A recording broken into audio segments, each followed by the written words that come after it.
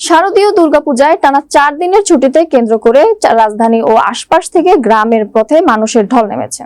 এতে প্রধান দুটি সড়ক ঢাকা চট্টগ্রাম এবং ঢাকা সিলেট মহাসড়কে তীব্র যানজটের সৃষ্টি হয়েছে।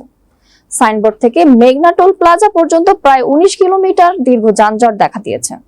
একই সঙ্গে ঢাকা সিলেট মহাসড়কের বিভিন্ন অংশে গাড়ির ধীরগতি ও থেমে থেমে চলার খবর পাওয়া গেছে। বিস্তারিত ডেস্ক রিপোর্টে।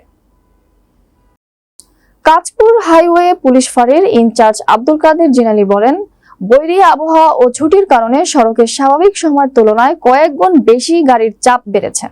এতে যানবাহনের গতি কমে গিয়ে দীর্ঘ যানজট তৈরি হয়েছে।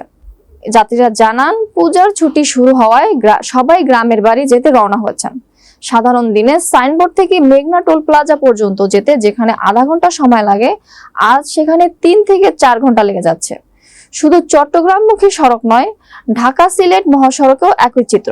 ভৈরব নরসিংদী ও 2500 অংশে যানবাহন ধীর গতিতে চলছে।